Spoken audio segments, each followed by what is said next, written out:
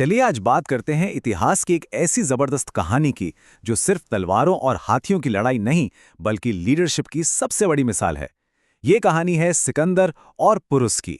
तो इस कहानी में आगे बढ़ने से पहले एक सवाल पर सोचते हैं। असली महानता किसमें है?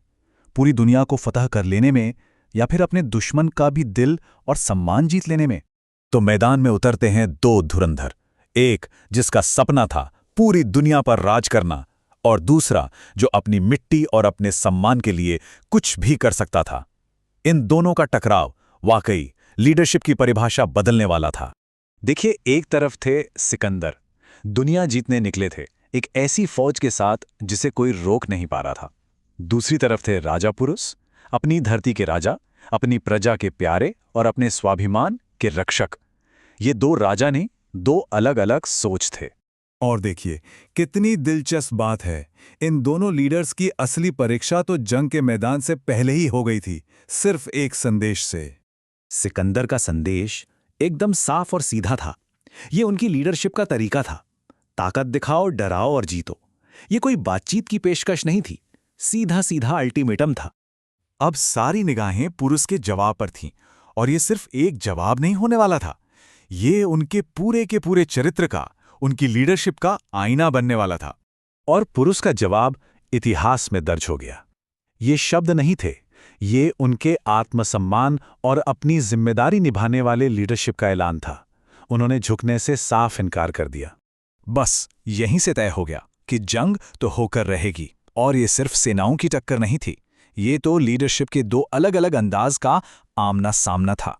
अगर दोनों सेनाओं को देखें तो सिकंदर के पास थी एक बेहद अनुशासित सेना और दिमागी चालें, तो पोरुस के पास थे उनके जांबाज सैनिक, वो विशाल का युद्ध हाथी, और सबसे बड़ी ताकत खुद पोरुस का हिम्मत वाला नेतृत्व। पुरुष का लीडरशिप स्टाइल था लीडिंग फ्रॉम द फ्रंट। वो खुद अपने हाथी पर सबसे आगे लड़ रहे थे, और जब राजा ऐसे लड़े तो सेना का जोश तो आसमान पर होगा ही। और सिकंदर, वो एक चेस मास्टर की तरह थे। वो ताकत से ज्यादा दिमाग का इस्तेमाल कर रहे थे। उन्होंने अपनी चालाक रणनीतियों से पुरुष की सेना को धीरे धीरे घेरना शुरू कर दिया। लेकिन अब कहानी का वो हिस्सा आता है जो जीत या हार से कहीं ज्यादा बड़ा है, जहां असली किरदार की पहचान होती है। जरा उस मंजर को सोचिए। पुरुष घायल हैं, युद्ध हार चुके हैं, लेकिन जब उन्हें सिकंदर के सामने लाया गया तो वो एक बंदी की तरह नहीं बल्कि एक राजा की तरह सिर उठाकर खड़े थे। चेहरे पर डर का नामो निशान नहीं था। इस हारे हुए पर मगरूर राजा को देखकर सिकंदर ने वो सवाल पूछा जिसने सब कुछ बदल दिया। और पुरुष का जवाब छोटा लेकिन इतना शक्तिशाली कि सदियों तक गूंजता रहा। इस जवाब में हार नहीं थी, इसमें एक राजा का अटूट आत्मसम्मान था। ये जवाब सुनकर सिकंदर हैरान रह गए, एकदम स्तब्ध। उन्हें उम्मीद ही नहीं थी कि एक हारा हुआ दुश्मन ऐसी शान दिखाएगा। और उसी पल सिकंदर ने जंग के मैदान से परे पुरुष की असली महानता को पहचान लिया। और यहीं से सिकंदर ने वो सबक सीखा जो शायद उन्हें दुनिया की कोई भी जंग नहीं सिखा सकती थी, महानता का असली सबक। पुरुष के इस लीडरशिप से सिकंदर इतना प्रभावित हुए कि उन्होंने जो किया वो भी अपने आप में एक मिसाल है।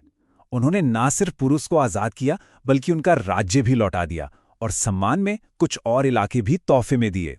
बाद में सिकंदर ने अपने सैनिकों से जो कहा वो लीडरशिप का असली सार है।